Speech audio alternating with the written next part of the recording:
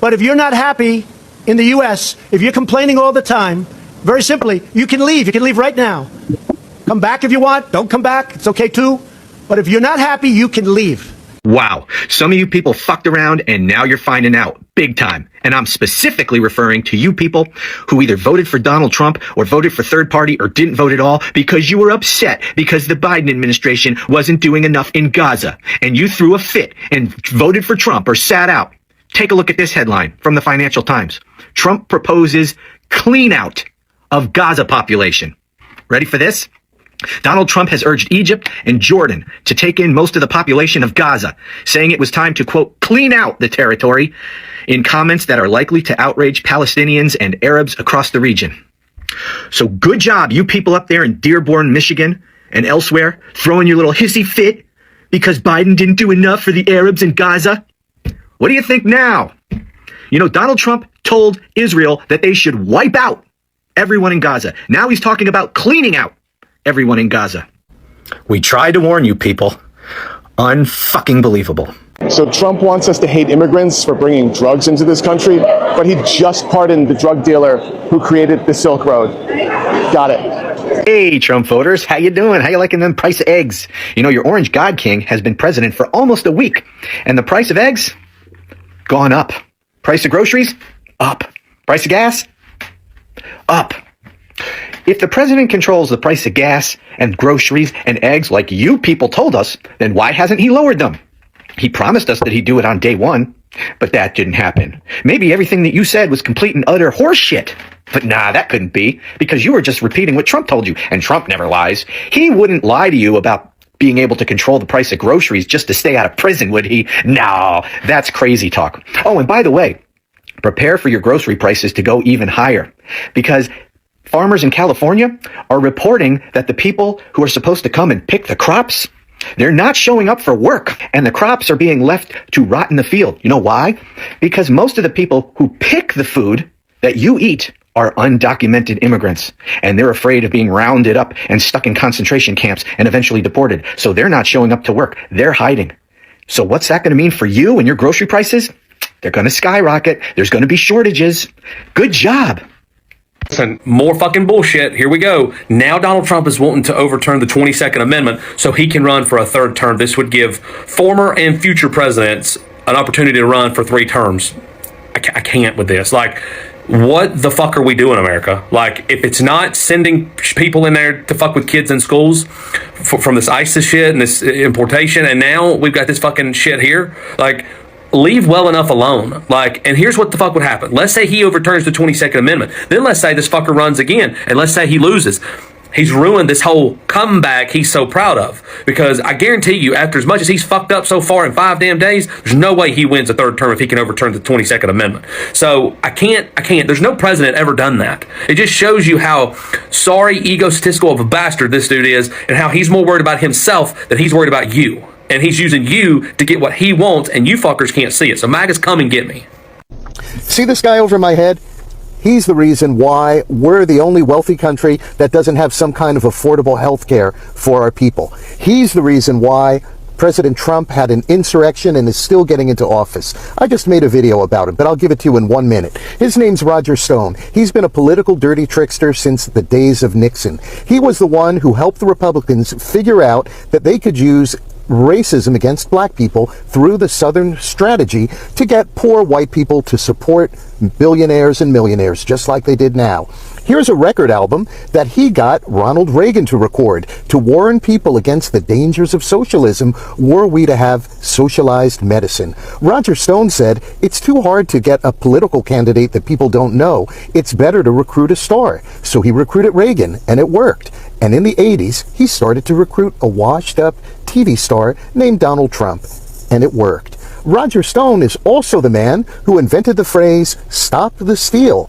He invented that phrase before the election even happened because A, he knew it would be a great way to fundraise if they lost, and B, he knew it would be a great way for them to retain power by violence and force. And last but not least, Roger Stone was convicted of witness tampering and obscuring evidence in the Russiagate investigation.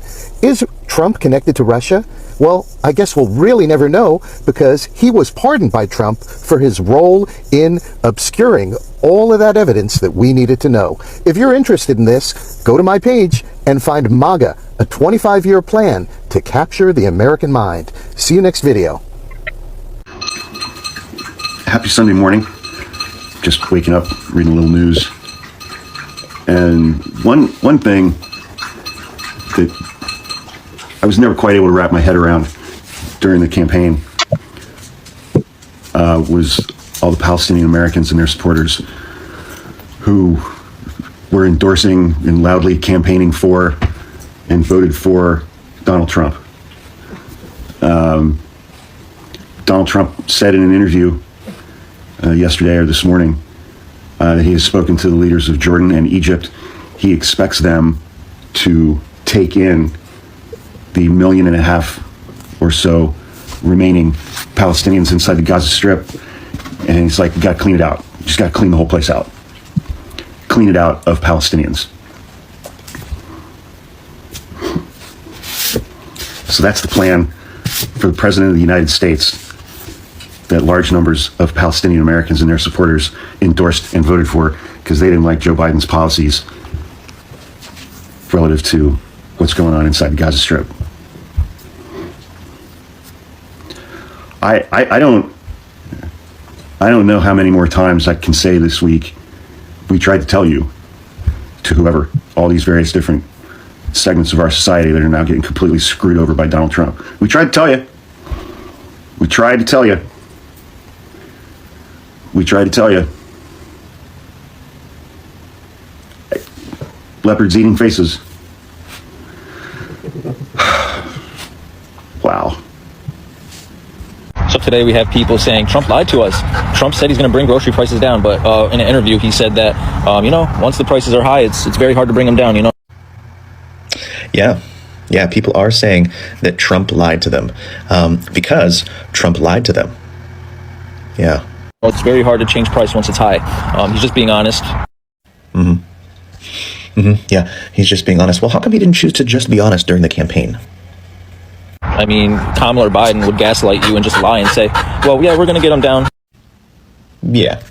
Kamala and Biden would just gaslight you and tell you that they're going to get the prices down. How would that go? What would they say? Would they say something like this? We've got to get those costs down, and I'm going to get them down. We're going to bring those costs way down. When I win, I will immediately bring prices down starting on day one. We have to get the prices down where bacon is up.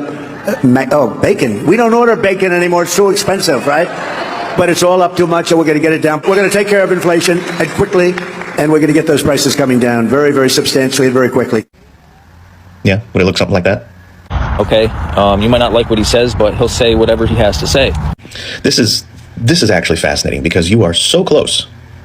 You're literally running through the wall, and you're still not appreciating the wall's existence.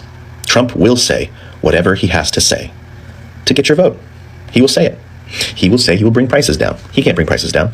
He will say he's going to bring energy prices down by threatening tariffs. Well, you know what's going to happen when he threatens the tariffs? Watch this. Will go to the extent of cutting off their energy, going down to Michigan, going down to New York State, and over to Wisconsin. I don't want this to happen, but my number one job is to protect Ontarians and Canadians as a whole, since we're the largest province. See? You said it. He will say whatever he has to say, consequences be damned.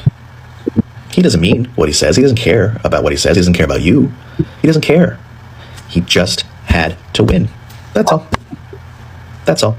So I know it's a rough time for MAGA supporters right now, for some of them, because they're starting to come around to the idea, mostly subconsciously, that maybe I got got.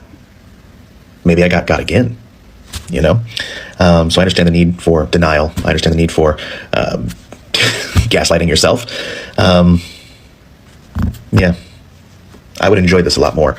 It would be a lot funnier to me if it wasn't so detrimental to everybody. That's the problem. We all didn't FA, but we all have to FO. A couple things I want to tell you about what's going on in the world today. First of all, if I didn't have the utmost respect for Claudia Sheinbaum Pardo, this next story makes me love her even more. Now, you know that she told Trump that he couldn't drop anybody off in Mexico, so she wouldn't be accepting any immigrants or migrants. And by the way, side note, He, instead of using ice planes because he gets so desperate, he put them on a military jet, and the cost to try to fly these people home, which were not accepted, was the bill of $900,000 to try to ship 80 immigrants home. And they still have the 11 million to go, just FYI. And all these people that voted for this and are clapping for him would rather tank our economy than create a legal pathway for citizenship. That's how much hatred they have, just FYI. And our economy is going to suffer. Besides everything else that's happening, our economy is going to suffer the worst. Okay, so I just told you that Claudia said he couldn't bring anybody home. That was not the only thing she said. She's fucking gangsta. And if she was the head of the cartel, on a side note, I could see that being possible because she just don't play. And I know she's not. But she also told Trump that he couldn't use her airspace, not to bring them or to take anybody else anywhere else. So if he wanted to fly to go to Guatemala, Nicaragua, Venezuela, he can't use her airspace. She's a fucking beast. And now Colombia has chimed in too and saying that they won't be accepting immigrants. And let me just tell you why that's a problem. And I don't think they understand it's a problem. Because I'm not sure those countries are aware that they're creating detention camps here. And they're building prisons just for this alone. And I don't know if they've enacted HB 1484, but in there it says that they can indefinitely imprison immigrants.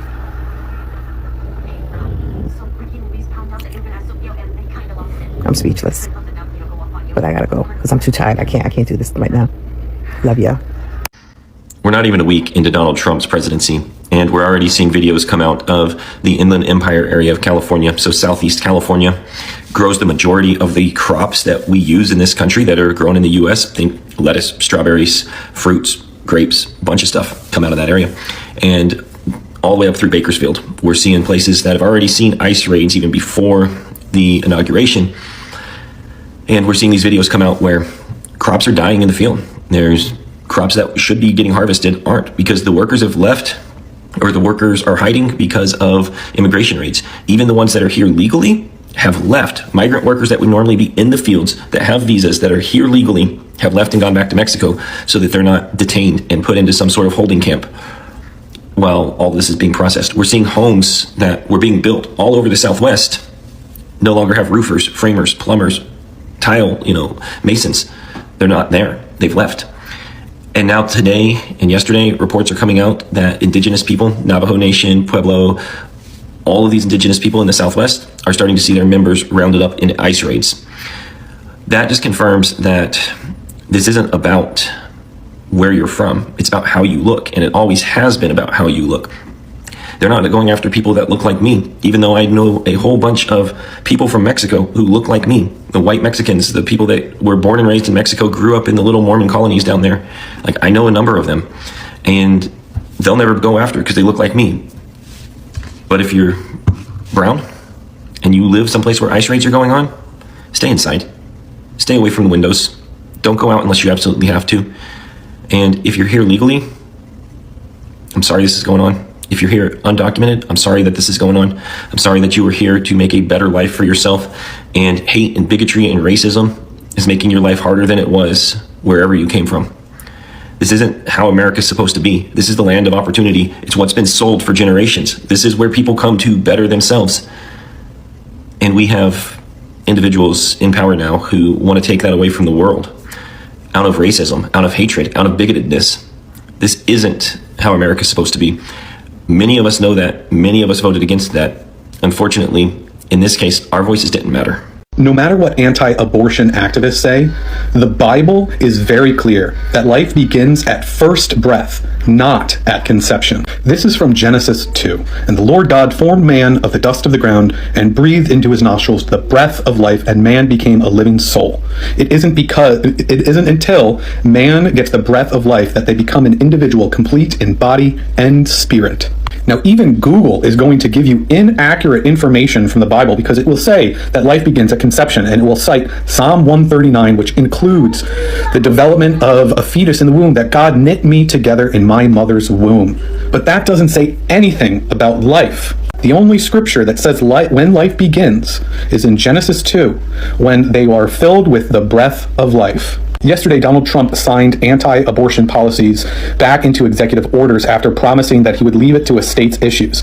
He is continuing to politicize religion and claim that abortion is supported by the Bible. This is inaccurate. For people to use Psalm 139, to use a psalm is a poem, it's a hymn, it's meant to be a song of praise. It is not meant to tell you exactly what the law is, where things came from. It is not like that. Here in the book of Genesis, it is an etiology. Genesis is the first book of the Bible, and it is full of etiologies. And an etiology is an origin, where it came from. So we know where life comes from Genesis 2, not from a poem like in the Psalms. Exodus, which is the law, it says that if people are fighting and hit a pregnant woman and she gives birth prematurely but there's no serious injury, the offender must be fined because the fetus is considered property. This is Jewish law. This is the law. Anti-abortion advocates will say that the Bible says do not kill, but the Bible is very clear that a fetus is not a living being and that a living body does not have a full body and soul until they are given the breath of life, until they take their first breath. So if anybody tries to use the Bible to tell you that abortion is wrong,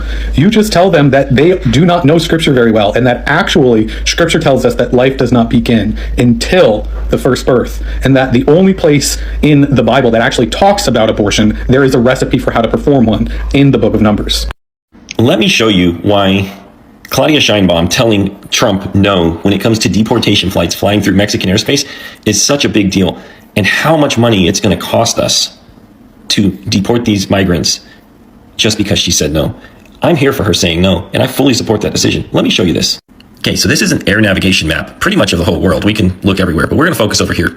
So knowing that most of these flights are coming out of El Paso, right in this area right here, normally they would just fly down here. Here's Guatemala City right there. So just straight down, stick on some airways, go through Mexican airspace, land in Guatemala City. Now, instead of doing that, they have two options. You have to stay on these routes going across the Pacific Ocean. These black lines are aircraft routes. So they take off from Fort Bliss, El Paso, wherever. They come over here, LA, San Diego, they refuel. They're gonna come over, join these routes. They have to fly that route down all the way to Tahiti.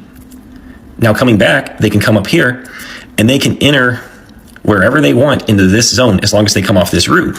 Nobody controls this zone. And the reason they have to go that way is because from here, Mexico owns all of this airspace to this corner right here and all the way over to right here, okay? They own all of this huge chunk.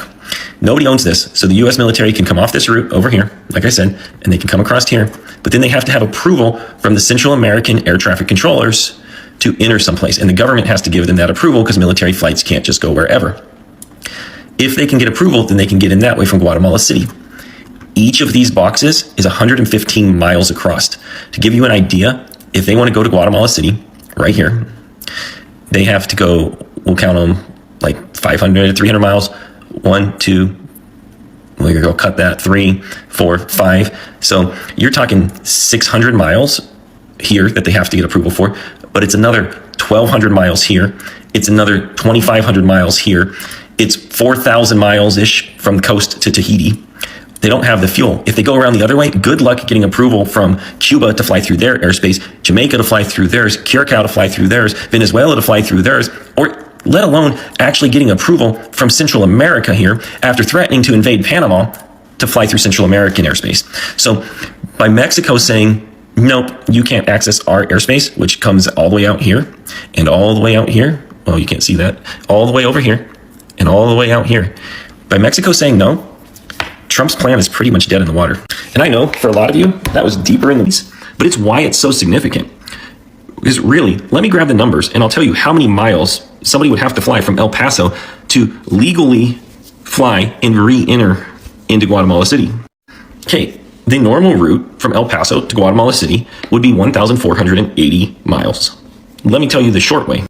The alternative would be going somewhere to the east coast of the United States from El Paso, flying to San Juan, Puerto Rico, which is about an extra 1,100, 1,200 miles, and then coming back around through clipping Jamaica's airspace, Venezuela's airspace, Curacao's airspace, and coming into Central America's airspace, getting approval to cross El Salvador and into Guatemala. And that would be 3,971 miles. So more than double the other flight, almost triple it, right? All right, now let's see the long route, which is really the only viable option. The actual only viable route without causing an international incident would be flying to the coast of California, down to Tahiti, and back in. And that's 8,365 miles one way. There's no guarantee the Mexican government will allow that flight to return directly to the United States through Mexican airspace. So we're talking about, taking a 1,300 mile trip and turning it into an 8,400 mile trip each way. It's a huge deal. I'm totally for it. I'm interested to see what Trump actually does. So apparently, if you do not want to agree with whatever is happening in America now, it doesn't matter whether you are a Trump supporter or not, if you don't like whatever is happening in America right now at the moment, in terms of the economy, in terms of every other thing that is happening that is bothering you, you can live. Yeah, that is what President Trump has to say for anyone that is feeling upset for anything that is happening in America. If you feel like you cannot put up with, if you feel like you are too tired of everything, if you feel like the systems are not working for you, walk out. And you can choose whether you want to walk out and stay there or come back, it's just your choice. Now, you do not, of course, expect such remarks from someone that you call your leader and the president, for that matter. And I think it must be the hardest time being a Trump supporter and poor at the same time. Because the only people that this guy is favoring is the rich, the elite, people that are his class, people that have a lot of money and they can manipulate the system to work for them. Because currently, if you're keen to notice, the American system is made in such a way that it only caters for the elite groups, for them to make more money, and the rule is still the same. To keep the poor poorer, to make the rich richer. Yeah, that is the only rule that is working at the moment. And that is what the president has said. And many white people, especially those that voted for him, are coming out to give their complaints about that. They're feeling uncomfortable. You are warned about this guy. People told you that he's bound to do that. You might not know someone so much, but look at their history. It always has something to tell about who they are. Now, this guy, what did you expect when electing a criminal? Someone that was, the only thing that white people were focusing on, and it's not all white people, the only thing that they were focusing on was that he's a racist, and therefore he will work towards eliminating the black people, the black community, and then they will be okay, It's a pity that most Americans, most white people feel like their source of problems is black people, while black people have not done anything other than being kind, being nice, working for them. I don't know how they perceive this when we say that the black community has been part and parcel of the growth of America. The black community has been a big and a major part of making America what it is right now. I don't really think that they believe that. I do not believe that they think when we say this, we actually mean it.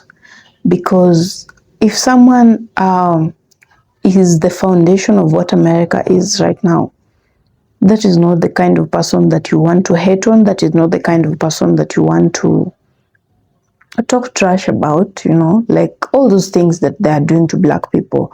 You wouldn't be doing that to someone that has made America the way that it is for you. America was built on the backs of black people. Without black people, there would not be the America that is today. But they ignore that fact, and They just focus on every other thing except that. And to be honest, I've never really understood how you can hate someone on the basis of their skin color. Like, that's the only thing that you hate about this person, and the moment you see it, you just hate. Sometimes it makes me, it just doesn't make any sense at all, because you try to imagine if you were the one that were being discriminated upon.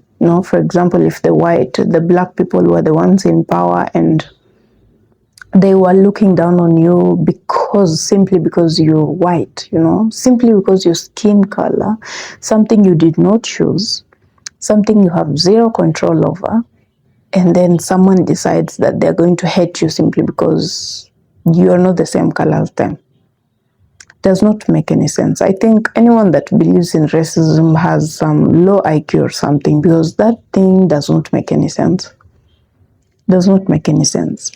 Because given the same environment, given the same food and like everything same.